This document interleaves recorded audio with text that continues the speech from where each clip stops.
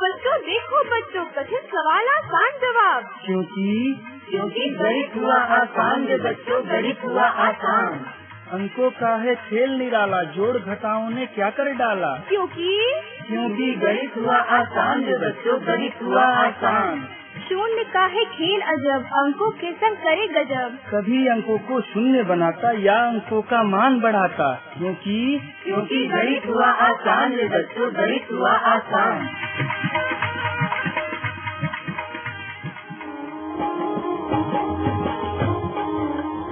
अलवर की आवाज 90.8 मेगाहर्ट्ज पर मैं हूं आपका मेजबान दोस्त डॉक्टर नरेंद्र सिंह मिश्रा। गणित हुआ आसान के आज के इस अंक में हमारे साथ हैं आईईटी इंजीनियरिंग कॉलेज कैंपस से असिस्टेंट प्रोफेसर राजीव, और साथ दे रहे हैं उनका हमारे कम्युनिटी के बच्चे, और वो हमें बताएंगे कि गणित को और आसान किस तरह किया जा सकता है। जी हाँ दोस्तों, पिछले अंक में हमने जाना कि निर्देशांक ज्यामिति में दो बिंदुओं के बीच की दूरी कैसे ज्ञात की जाती है और उसका हमारे दैनिक जीवन में कहाँ कहाँ प्रयोग हो सकता है। और आज के अंक में हम जानेंगे कोऑर्डिनेट ज्योमेट्री में डिस्टेंस फार्मूला का दूसरा भाग। तो आइए जानते हैं आज के गणित हुआ आसान के अंक में कोऑर्डिनेट ज्योमेट्री में डिस्टेंस फार्मूला का क्या उपयोग है। नमस्कार बच्चों। नमस्कार सर। मेरा नाम Rajiv Kumar, assistant professor IIT Alwar college से, डिपार्टमेंट ऑफ मैथमेटिक्स। पिछले अंक में हम सभी ने चर्चा की थी कि निर्देशांक ज्यामिति में दो बिंदुओं के बीच की दूरी हम कैसे प्राप्त करते हैं। जी सर। और उसका हमारे दैनिक लाइफ में कहाँ कहाँ पर यूज होता है। तो कुछ एग्जाम्पल्स हम लोगों ने लिए थे कि जैसे कोई भी हमारी जो मेन होता है कि हम कोई भी बिल्डिंग बनाते हैं, कोई भी जो हम रोड बनाते हैं, उसमें आपको बताया गया था कि भवन जो हम बनाते हैं उसकी ऊंचाई कितनी होनी चाहिए। रोड बनाते हैं, रोड हमारी की चौड़ाई कितनी होनी चाहिए। जी सर। कोऑर्डिनेट ज्योमेट्री में ही हम देखते हैं, उसका एक फिजिक्स से होता है कि भाई किसी जगह पर हमें कितना मोड़ देना है ताकि हमारे वहाँ पर एक्सीडेंट की संभावनाएं कम हो जाएं। जी सर। जी सर। तो ये सब हम कहाँ से सीखते हैं? कोऑर्डिनेट ज्योमेट्री से। तो आगे हम इसी में थोड़ा सा भी इसी को आगे भी बढ़ाएंगे और आगे हम आज सीखेंगे कि हमारा कोऑर्डिनेट ज्योमेट्री में जो पॉइंट्स विभाजन, जो आपका बिंदु विभाजन होता है, वो दो टाइप्स में होता है, अंतर विभाजन और बाह्य विभाजन। गणित हुआ आसान के इस अंक में आगे चर्चा करने से पहले हम सभी अपना एक बार परिचय देंगे। सर, मेरा नाम अमित मिश्रा है। मेरा नाम मोहम्मद सरफराज है। मैं फनीश कुमार हूँ। ठीक है बच्चों, तो अब हम अपने अंक को आगे बढ़ाते हैं। तो सबसे पहले अभी जब हमने लास्ट अंक में अपना कुछ हमने चर्चा की थी कुछ बिंदुओं पर, कुछ जैसे हमें कुछ आकृतियां दे दी जाती हैं। जी सर। तो आकृति को हमें पहचानना होता है कि ये हमारा रेक्टेंगल है या हमारा ट्रायंगल है या हमारा चतुर्भुज है। जी सर।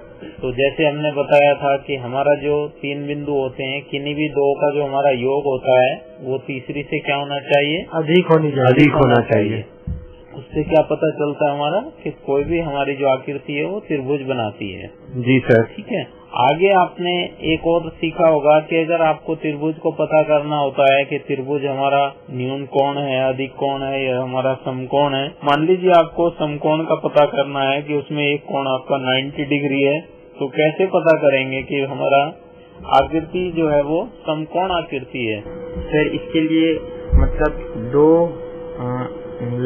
भुजाओं का योग, स्क्वायरों का योग तीसरे भुजा के स्क्वायर के इक्वल होना चाहिए, बराबर होना चाहिए सर।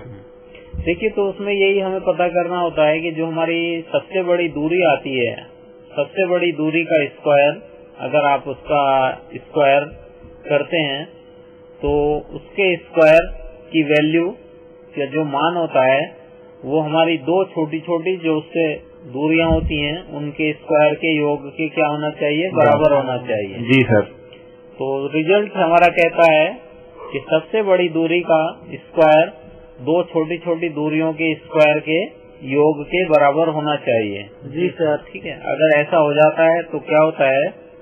त्रिभुज कैसा होता है हमारा? समकोण त्रिभुज कहलाता है। ठीक है। आगे देखिए, इसमें अगर हम मान लीजिए कुछ पॉइंट्स आपको दे देते हैं और आपको पता करना होता है कि ये किस टाइप की आकृति बना सकते हैं, कुछ पॉइंट्स। मान लीजिए मैं एक एग्जाम्पल आपसे पूछता हूँ कि मुझे एक ये बुक दे दी जाती है आपके हाथ में और आपको बुक की पता करना है कि बुक आपकी किस आकृति में है।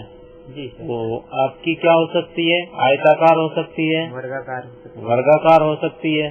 तो कंडीशंस बताएंगे कि कोई भी बुक अगर आपको पता करनी है कि ये बुक हमारी आयताकार है या वर्गाकार है, सबसे पहले हम डिस्कस करेंगे कि वर्गाकार होने के लिए हमें कैसे पता चलेगा कि ये बुक हमारी वर्गाकार आकृति में है।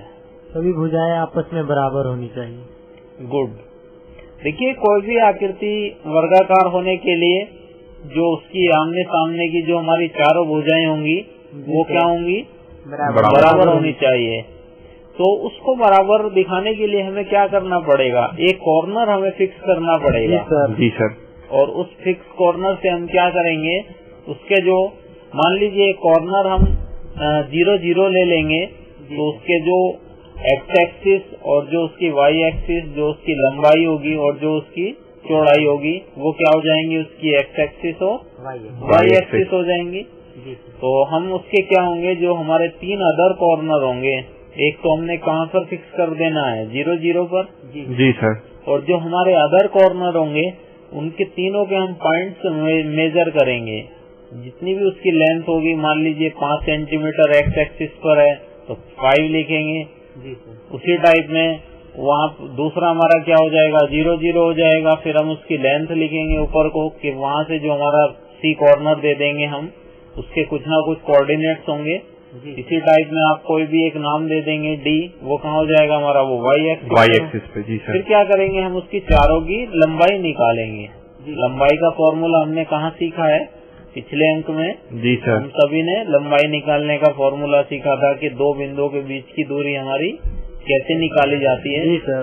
तो उससे हम 2 बिंदुओं के बीच की दूरी निकालेंगे। जी सर। उससे हमारा ये रिजल्ट होगा कि अगर हमारी चारों दूरियां, ये आपका हॉरिजॉन्टल एंड वर्टिकल, क्षैतिज और ऊर्ध्वाधर, अगर ये हमारी बराबर आएंगी तो हमारी आकृति कैसी होगी? वर्गाकार। और अगर आमने सामने की इक्वल आएंगी तो आयताकार हो जाएंगी। ठीक है।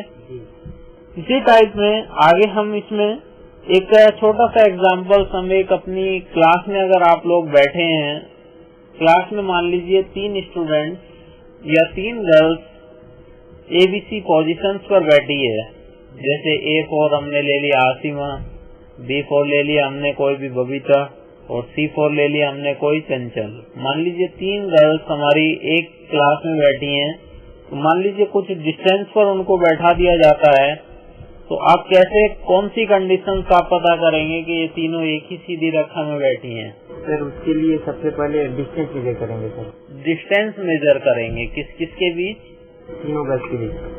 तीनों गर्ल्स के बीच तो निकालेंगे, लेकिन हमें एकदम ये रिजल्ट हमें लेना है कि वो तीनों एक ही सीधी रेखा में बैठी हैं। तो सबसे पहले हम क्या करेंगे कि जो हमारी A और C, जी सर, जो 2 गर्ल्स बैठी होंगी, A को कोई भी कोऑर्डिनेट बनाकर हम क्या करेंगे और फिर C के हम वहाँ से A से उस डिस्टेंस को मेजर करेंगे। जी सर। और A और C के बीच की डिस्टेंस, सबसे पहले हम क्या करेंगे कि A और C के बीच की दूरी पता करेंगे कि वो एक दूसरे से 5 मीटर की दूरी पर हैं या 8 मीटर की दूरी पर हैं या 10 मीटर हैं। उसके बाद क्या करेंगे? B और C के बीच की दूरी निकालेंगे। फिर B और C के बीच की दूरी निकालेंगे। जी सर। फिर A और B सर। E और B की दूरी निकालेंगे। फिर दोनों को सम कर देंगे सर। दोनों का सम करेंगे। किस किस का? AB और BC। AB का और BC का। जी सर। उससे करने से हमारा क्या रिजल्ट निकल के आता है? सर अगर AC की इक्वल आता है तो हम कह सकते हैं कि तीनों एक लाइन में बैठे हुए हैं। हाँ, दैट्स गुड। पीछे हमने अभी सीखा था, तो इस क्वेश्चंस को हमने थोड़ा सा देखा कि ये हमारा किसका पार्ट दिखाता है? संरेख। जी सर। तो आप पॉइंट्स ले लीजिए या किसी स्टूडेंट्स की स्थिति ले लीजिए कि पोजीशंस क्या है। तो सेम उसी टाइप में हम क्या देखते हैं कि मान लीजिए जब भी कोई रोड कंस्ट्रक्शन होती है तो उस चीज को मापने के लिए क्या करना होता है कि रोड हमारी सीधी है या रोड हमारी तिरछी है। तो इसी चीज को हम कहाँ यूज करते हैं? ये रोड बनाने में, आपकी जो बिल्डिंग कोई भी बनती है कि उसकी जो ये जो उसकी हाइट होती है जी वो सर। एकदम सीधी है या पता चलता है कि हम उसको नीचे से तो सीधा लेकर चलते हैं और ऊपर जाकर क्या हो जाती है, वो तिरछी हो जाती है। जी सर। तो ये सब मेजरमेंट हमारा बहुत जरूरी होता है। दैट इज ए संदेह। तो आप लोगों ने सही बताया, इससे समझ में आ रहा है कि आपको सब कुछ समझ में आ रहा है जी सर। कि अगर हमें पता करना है कि वो तीनों एक ही सीधी रेखा में बैठी हैं, तो हमारे पहले और लास्ट की जो दूरी है वो बीच की दो दूरियों के क्या होना चाहिए, बराबर होना चाहिए। तो वो क्या हो जाएगा, हमारा तीनों सीधी रेखा में हो जाएगा। जी ठीक है। और बहुत एग्जाम्पल्स आप देख सकते हैं इसमें, लेकिन हमें उसमें ज्यादा इतना जाने की जरूरत नहीं है। आप लोगों को समझ में आ गया? जी सर। आगे इसमें एक सबसे पहले अगर हम एक छोटा सा और एग्जाम्पल्स लेते हैं। मान लीजिए हमारे पास दो वेरिएबल हैं, कोई भी एक्स और वाई। हमने दो वेरिएबल लिए, वो कहीं भी हमारे किसी प्लेन में होंगे, नॉट ऑन एक्स। ये आपका नॉट ऑन एक्सिस, कि कोई भी हमें एक्स पर नहीं लेना है, कि हमें कहाँ लेना है, किसी प्लेन में लेना है। तो एक हमारे पास एक हमें इनमें रिलेशन बताना है कि एक्स और वाई में हमने कोई एक कोऑर्डिनेट लिया है, एक पेयर लिया है एक्स और वाई का, और उसमें हमारे पास है दो कोऑर्डिनेट है इसमें 7, 1। तो 7, 1 कौन से प्लेन में होगा? फर्स्ट में होगा। जी सर। एंड 3y ये भी कौन से में होगा? फर्स्ट में होगा। अब ये कहता है कि एक्स और वाई में हमें एक संबंध पता करना है, और वो संबंध हमारा निकालना है कि जो हम एक्स और वाई ले रहे हैं ये दोनों हमारे कैसे हैं, सम दूरस्थ, मतलब क्या है हमारा इक्वल डिस्टेंस पर है एक्स और वाई। किस का? आपका 7, 1 और 3, 5। जी सर। अब क्या करेंगे, तो हम कौन सा लॉजिक इसमें लगाएंगे? अगर हम एक रिलेशंस बनाना चाहते हैं, रिलेशंस मतलब एक छोटी सी हमें इक्वेशंस बनानी है किसके बीच में, एक्स और वाई के बीच में, कि हमारा किस टाइप का लीनियर रिलेशंस है या क्वाड्रिक है, रेखीय आएगा या द्विघातीय आएगा। जी सर। तो हम क्या लॉजिक लगाएंगे? डिस्टेंस फार्मूला डिस्टेंस फार्मूला लगाएंगे। डिस्टेंस फार्मूला क्या होगा कि जो हम एक्स और वाई इसमें ले रहे हैं उसको हमने एक नाम दे दिया, किसको, एक्स वाई को पी। अब हमारा क्वेश्चन कहता है कि पी बिंदु ए बिंदु और बी बिंदु से कैसा है, इक्वल दूरी पर है। इक्वल दूरी का मीनिंग क्या हो गया कि AP is equal to PB. Ji sir. और एपी कैसे निकलती है हमारी? दूरी सूत्र से। दूरी सूत्र से। जी सर। पीबी भी हमारी किससे निकलेगी? दूरी सूत्र से। अब दोनों को क्या रख देंगे, बराबर। जी सर। तो बराबर रखकर क्या होगा, रूट से रूट हमारा क्या हो जाएगा, उसमें हट जाएगा। जी सर। दोनों साइड हम स्क्वायर करेंगे तो हमारा रूट खत्म हो जाता है। जी सर। और इसमें क्या होगा कि हम अगर एक्स स्क्वायर से हमारा एक्स स्क्वायर कैंसिल हो जाएगा, इसी टाइप में वाई स्क्वायर से वाई स्क्वायर हमारा कैंसिल हो जाएगा। जी सर। एक्स के साथ चले जाएंगे और वाई के साथ आ जाएंगे। तो देखिए, इसको सोल्व करने के बाद जो हमारे पास एक रिलेशंस मिलता है कि x minus Y is equal to 2। Ji sir. अब इसको अगर आप अक्ष पर दिखाना चाहेंगे, कैसे दिखाएंगे कि हमारा x minus Y is equal to 2 जो हमारा रिलेशंस निकल कर आ रहा है कि ये x एक्सिस पर कितना कट करेगा और y एक्सिस पर हमारा कितना कट करेगा, बताएंगे? सर, जो हमारा इक्वेशन है x minus Y is equal to 2, तो फर्स्ट जब हम लेंगे कि सपोज x एक्सिस पर कितना कट करेगा, तो वहाँ पे y इज इक्वल टू 0 रखेंगे, तो x का हमारा कुछ वैल्यू आ जाएगा। गुड। और जब हम देखेंगे कि y पे कितना कट कर रहा है, तो वहाँ x का वैल्यू 0 रखेंगे, तो इसी तरह से पता चल जाएगा कि x एक्सिस पर कितना कट करेगा और y एक्सिस पर कितना कट करेगा।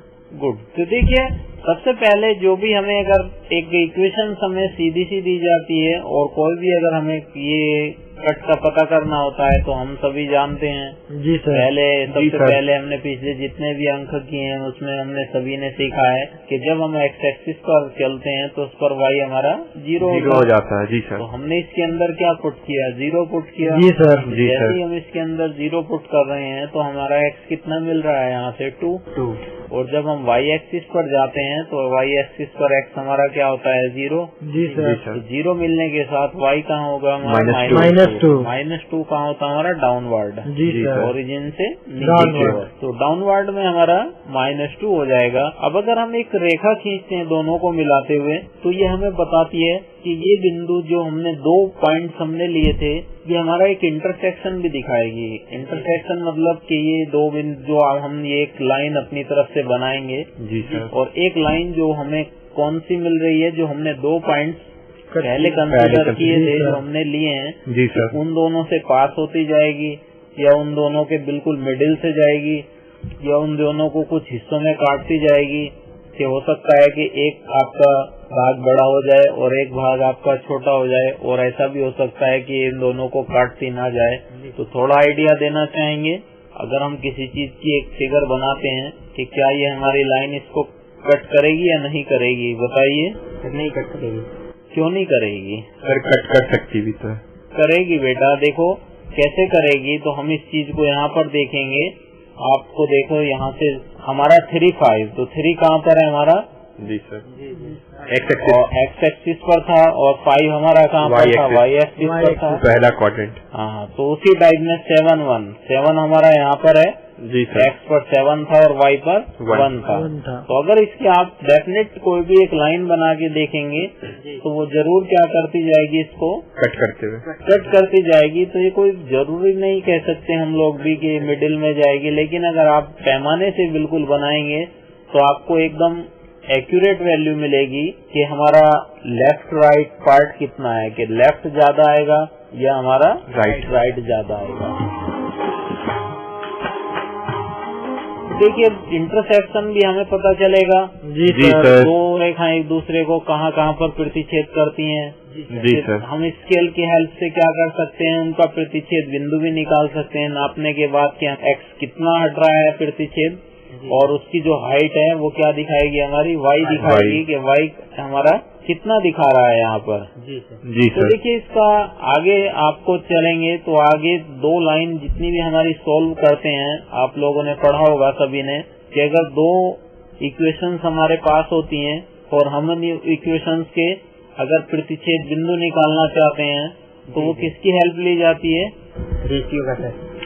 रेशियो की हेल्प ली जाती है, या हम ग्राफ से भी उसका पता कर सकते हैं। कि ग्राफ बनाते हैं कि एक्स एक्सिस पर कितना कट कर रही है, वाई एक्सिस पर कितना कट कर रही है, तो वहाँ से जो उनका प्रतिच्छेद बिंदु आएगा, या उन दोनों को सबसे पहले अगर आप ऐसे नहीं सोल्व करते हैं तो आप क्या करते हैं, दूसरा तरीका कि आप दोनों इक्वेशंस को क्या करते हैं, वहाँ सोल्व करते हैं, और सोल्व करके जो हमारी एक्स की वैल्यू आती है वो एक्स कोऑर्डिनेट दिखाती है, और जो हमारी वाई कोऑर्डिनेट आती है वाई की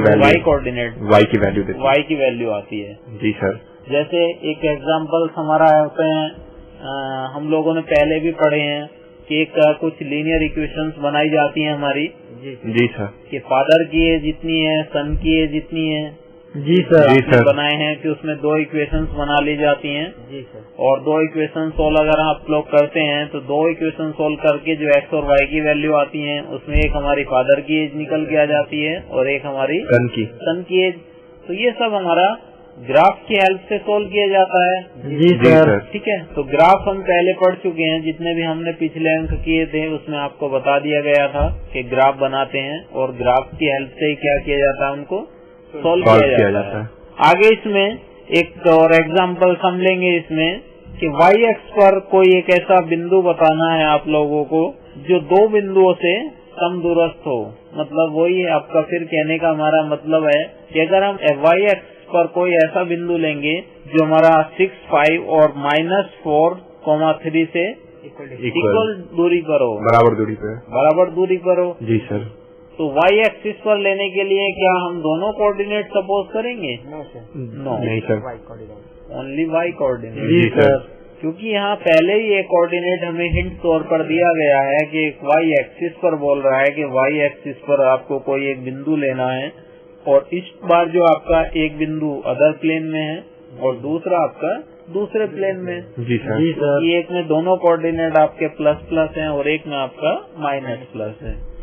तो यहाँ से आप जब कोई भी एक यहाँ से बताया गया है कि समदूरस्थ हैं तो इक्वल डिस्टेंस पर है, उसका मीनिंग है आपका इक्वल डिस्टेंस पे है। जी सर, तो इस बार हम क्या कोऑर्डिनेट लेते हैं? P, 0 और Y, 0 वाई, 0 और वाई।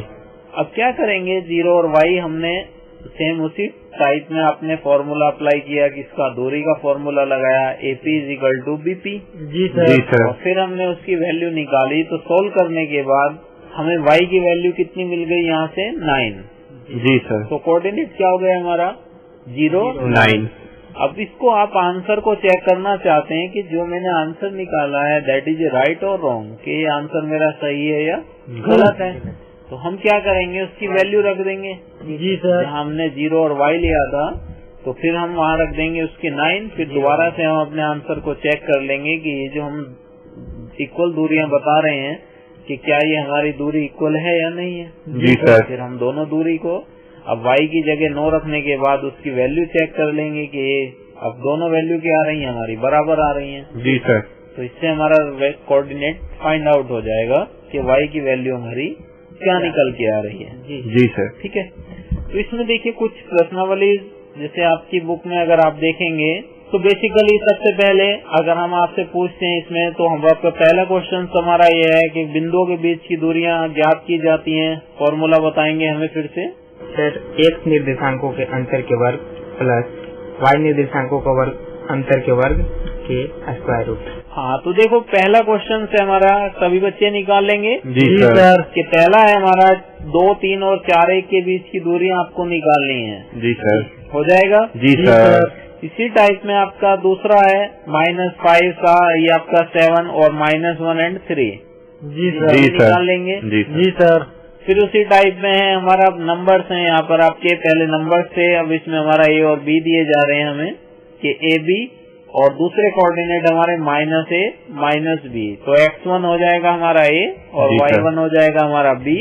x2 हो जाएगा हमारा -A और y2 हो जाएगा हमारा -B।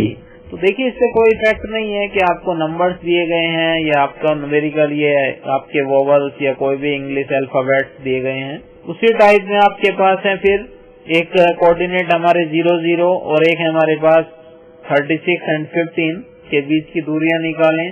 तो x1 y1 हमारे क्या रहेंगे, 0 0। निर्धारित कीजिए कि क्या बिंदु संरेखीय है। कुछ 3 पॉइंट्स हैं हमारे पास। तो अभी हमने अभी सीखा है कि संरेख के लिए कैसे पता करते हैं कि हमारे तीनों एक ही सीधी रेखा में होते हैं। जी सर।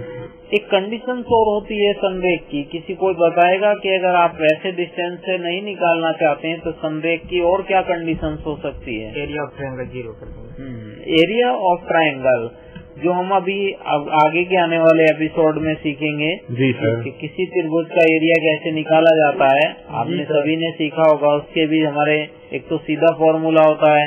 जी सर। एक हमारा डिटर्मिनेंट या जिसको मैट्रिक्स और हम लोग बोलते हैं, उस चीज से भी हम उसको सीख सकते हैं। जी। तो अगर किसी देखिए जब कोई 3 पॉइंट्स एक त्रिभुज नहीं बनाएंगे तो वो क्या है हमारे कोलिनियर होंगे। और अगर इधर उधर होंगे तो फिर तो आप उसको स्केल की हेल्प से मिला देंगे, वो कहीं ना कहीं आप त्रिभुज बनाएंगे। वो एक ही कंडीशंस में त्रिभुज नहीं बनता है जब तीनों हमारे कहाँ होते हैं, सीधी रेखा में। तो आगे देखिए इसमें, तो ज्ञात कीजिए कि क्या बिंदु हमारे एक समद्विबाहु त्रिभुज बनाते हैं। देखिए समद्विबाहु और समबाहु, अगर हम जिक्र करते हैं यहाँ पर कि समद्विबाहु, तो हम कैसे पता करेंगे कि कोई भी हमारा त्रिभुज समद्विबाहु है। त्रिभुज के 2 भुजाएं इक्वल होना चाहिए। हाँ, गुड। तो देखिए क्या है कि आप 3 पॉइंट्स अगर आपको दिए जाते हैं, 3 पॉइंट्स को आप उसी क्रम में लिखेंगे जो आपको क्रम सम देंगे।